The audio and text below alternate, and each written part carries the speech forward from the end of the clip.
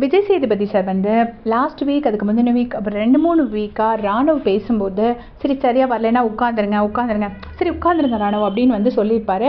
So ஒரு 3 வீக்ஸாகவே ராணுவுக்கு பேசுறதுக்கு சரியான சான்சஸ் கொடுத்துருக்க மாட்டார். ராணுவ பேச வரும்போதெல்லாம் என்ன, ராணுவுக்கு வந்து கொஞ்சம் மெதுவாக தான் பேச தெரியும், கொஞ்சம் யோசிச்சு தான் பேசுவார். ஸோ அதுக்கு ஆப்பர்ச்சுனிட்டி கொடுக்காம உட்காத்தி வச்சுட்டாருன்னு சொல்லிட்டு விஜய் சேதுபதி சார் மேலே ஒரு கம்ப்ளைண்ட் இருந்துச்சு.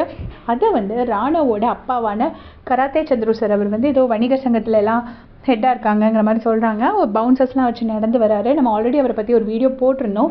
ஸோ அவர் வந்துட்டு ஒரு பிரபல ஊடகத்துக்கு பேட்டி கொடுத்துருக்கும் போது சொல்லியிருக்கார் போல இருக்கு, இந்த மாதிரி விஜய் சேதுபதி சார் ஏன் எப்போ பார்த்தாலும் எங்கள் பையனை மட்டும் அப்படி சொல்கிறாரு, நமக்கு ஒன்றுமே புரியலை, அவன் பேச வரும்போதெல்லாம் அவனை உட்காத்தி வச்சுட்றாரு, மற்ற கண்டஸ்டன்ஸ்க்கு கொடுக்குற இம்பார்ட்டன்ஸ் அவனுக்கே கொடுக்க மாட்டேங்கிறாரு, நமக்கு தெரியலை, சேனலுக்கு செல்ல பிள்ளைங்க இல்லை சேனலுக்கு ஒரு சில இம்பார்ட்டன்ஸ் கொடுத்தது, அப்புறம் ஃபேமிலி வைஸ் அவருக்கு தெரிஞ்சவங்கன்னு அவங்களுக்குலாம் இம்பார்ட்டன்ஸ் கொடுக்கறதுனால என் பையனுக்கு இம்பார்ட்டன்ஸ் ரொம்ப குறைஞ்சி போகுது, அவனுக்கு ஒரு சான்ஸே கிடைக்க மாட்டேங்குது அப்படின்னு சொல்லி அவரை கண்டித்து ஒரு பேட்டி கொடுத்துருக்காரு. அதை வந்து அவங்க செய்தியாக வெளியிட்டிருக்காங்க. ஸோ அவர் கேட்குறது நியாயமாக இல்லை அது கரெக்டாக என்ன நினைக்கிறீங்கன்னு மறக்காமல் கமெண்ட்ஸில் சொல்லுங்கள். தேங்க்ஸ் ஃபார் வாட்சிங்.